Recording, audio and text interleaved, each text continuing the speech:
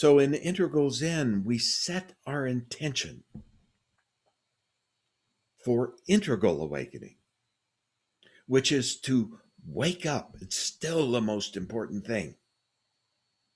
Become one with emptiness, but also develop your spirituality to the point where you're building your character. You're building your character to where it's strong enough that it can receive both truths, the relative truths and the absolute truth.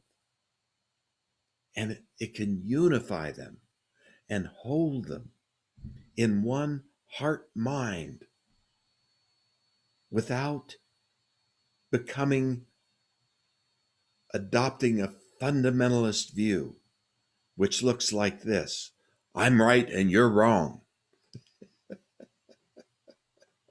or we're right and they're wrong, which of course leads to war.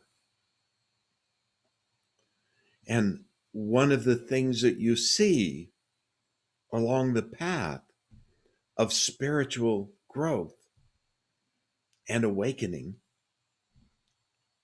one is becoming a healthy self, a whole self, integrating all the shadows, a functional self, not dysfunctional, because I have insecure attachment issues that have never been repaired, or I have early traumas or late traumas that have never been healed.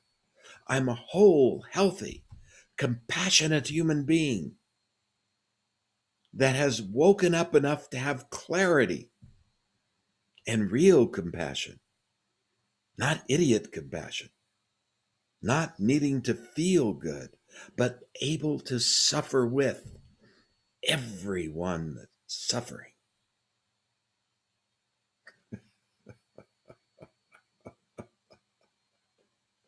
This is quite a path. And if we set our intention and we agree to be open, honest, vulnerable, and real with each other, we can help each other along the path. And this is where last week we talked about Buddha, Dharma, Sangha. Buddha, awakened mind.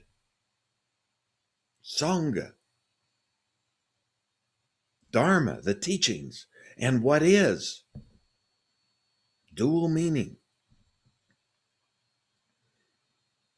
And Sangha, a community that has similar values, that helps each other. Well, no matter what the intention, whether it's to wake up or to attain integral awakening,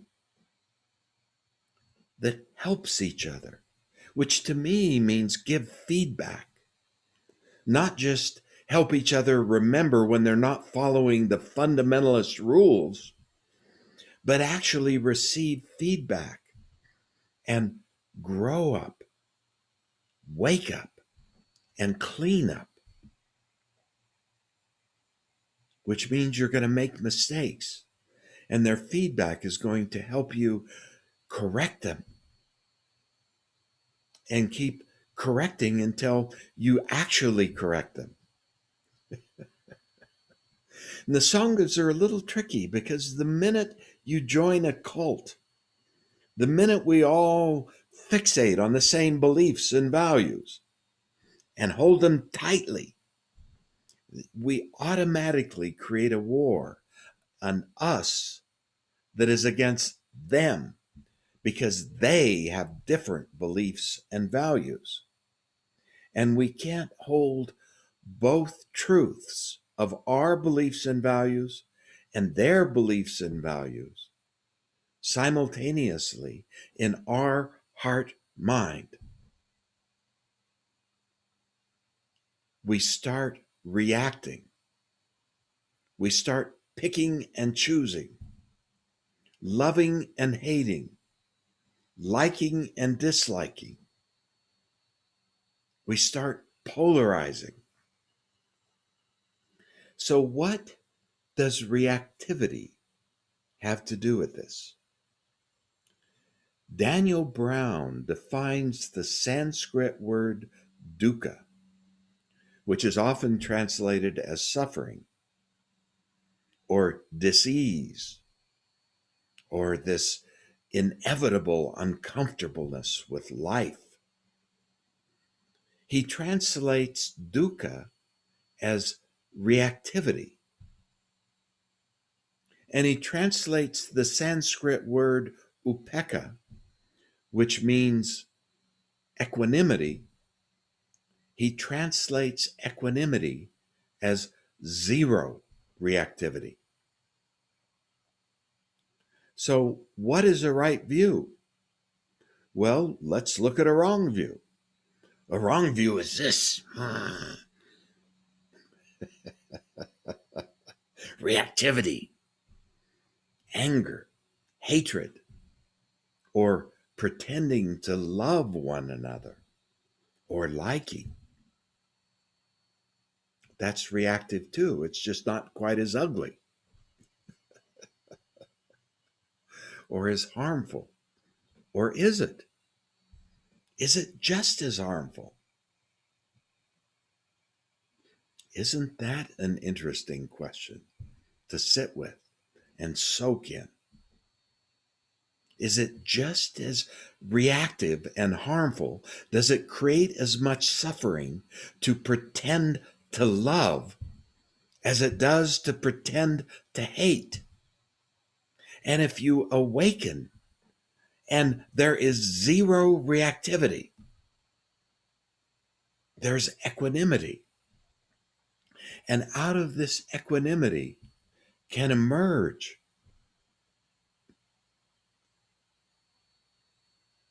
true love, which has no agenda, has no axe to grind.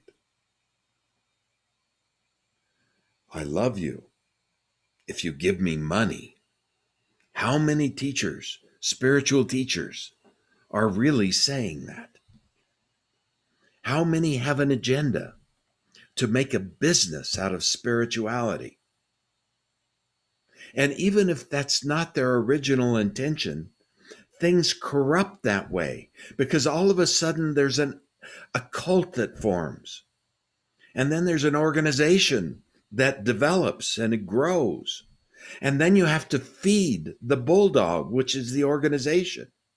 So, in order to feed the bulldog, any businessman knows, you have to make money. You have to make a profit and grow. What happens when it becomes a spiritual organization? You have the same problem. So, you have to sell something. You have to sell something in order to continue to feed the bulldog so the organization can survive.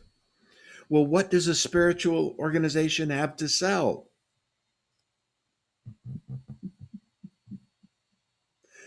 Spirituality becomes a business. They have an agenda. They want you to give them money.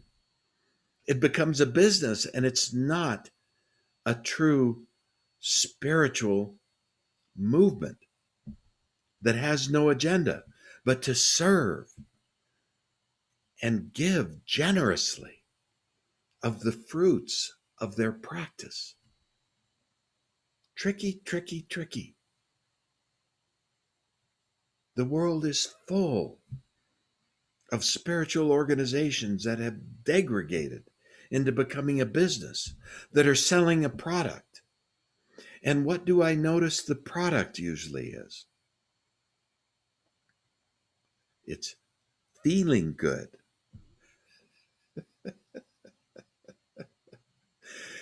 I'm going to make you feel good and you can give me money. When the object becomes feeling good and not feeling bad, as seems to be the case today, things go to hell in a handbasket in terms of spiritual awakening. Spiritual awakening is not about feeling good. Spiritual development is not about feeling good.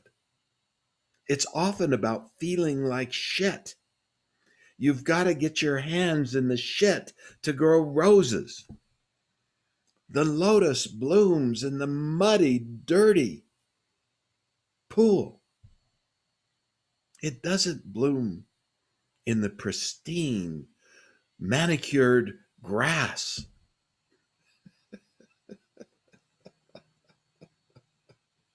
So if my agenda, I cling to agenda that thou shalt feel good, and nobody can make me feel bad. Oh, you're making me feel bad. This is kind of an epidemic today. I'm the victim of my own emotions, and you're making me feel bad.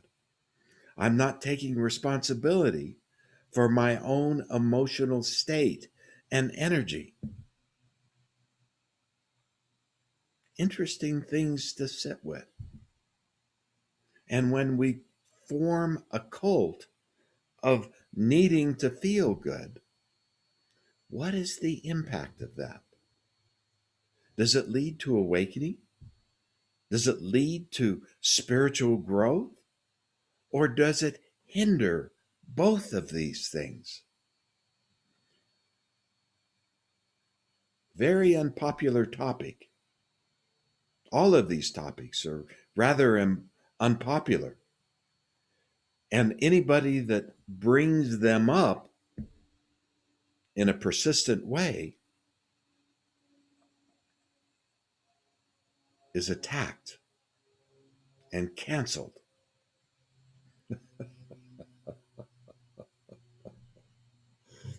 Sad state of affairs for awakening.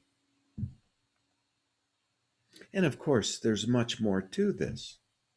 This is just focusing on one perspective of many possibilities, many relative truths. All hold some truth, but one absolute truth, becoming one with emptiness, that begins with upekkha, equanimity, zero reactivity, and then becomes one with emptiness. What is the most important thing? Is it feeling good? Or is it awakening?